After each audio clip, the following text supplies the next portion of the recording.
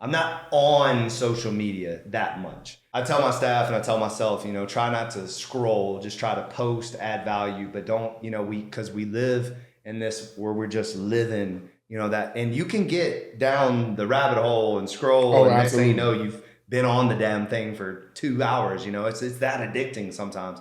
And then that I call it, I believe it's truly not healthy to compare. I think if you're out there comparing what you're doing and comparing your life to someone else's highlight reel on their Instagram, it's going to become frustrating. Right. Because most people are not posting their failures. Most people are not posting bad pictures of themselves. Correct. Most people are posting the highlights of their life, which is fine. Yeah. But that's really what Instagram is. It's the highlights of your life. You know, like, I love the people. I love it. I do love it when people do like the Instagram versus reality. Right. It's really funny because it's the truth, right? So true. I will say this. I think there's a lot of irresponsible people on Instagram that are not coaches, not educated, don't have a background in exercise science, kinesiology, certifications, the things that you and I have put years and years of time and energy. It takes time to learn this craft, to make sure that we're not hurting people, to make sure we're giving solid advice. People have always asked me why I'm not an online trainer and why I don't have an online. I've always felt that this is a job that you really need to have a body in front of you. You know, it's just, and again, not knocking online trainers, absolutely. But me personally, I just feel like if you don't really know how they're doing. Now I have seen trainers do it like on video, which I think you're able to correct. But like where you're just sending someone, do this program.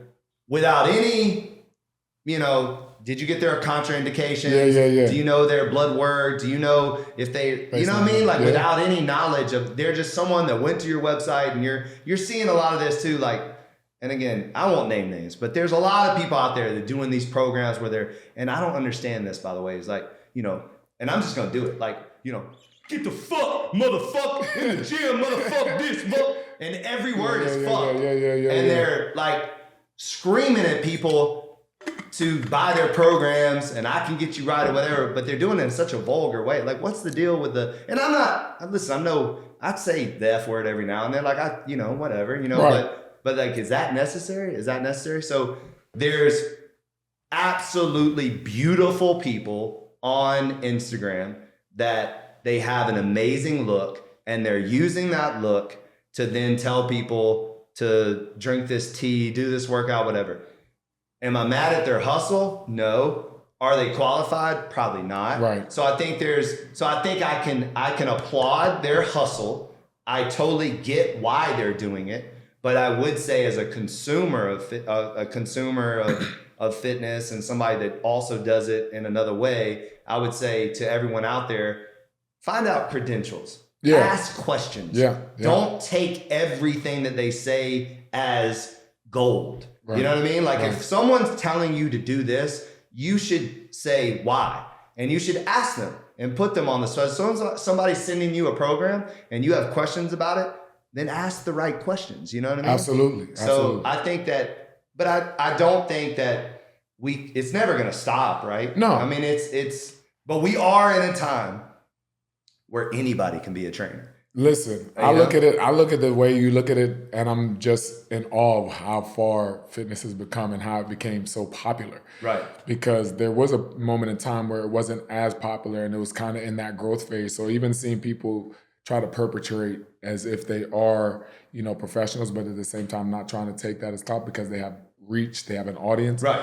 It's super interesting to me. So I've just gotten to this space where it's like, I appreciate the fact that they're bringing like new faces to the industry, but when it's done right, it leaves opportunity for those who are professionals to kind of come in and kind of showcase that too as well.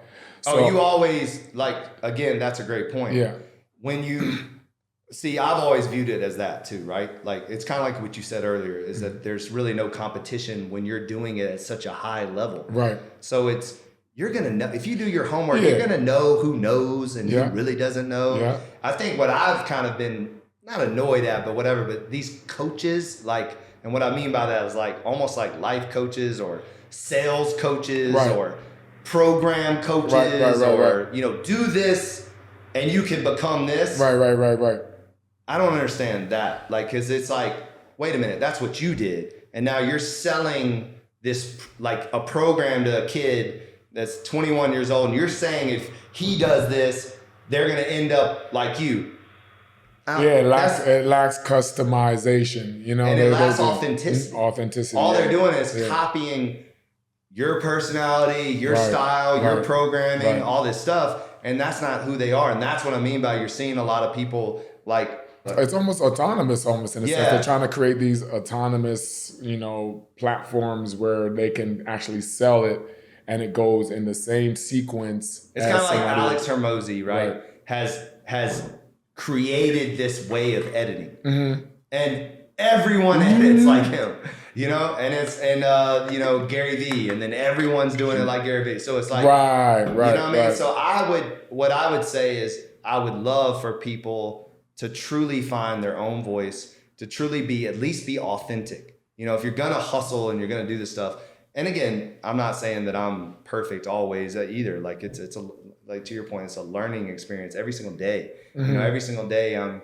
trying to become a better version of myself than I was yesterday. And I make mistakes and I take 2 steps back and then 4 steps forward and then whatever. But in this world of Instagram, the only thing I would say is at least be authentically you. And, you know, don't just try to copy people, you know, because it's kind of obvious when people are doing that.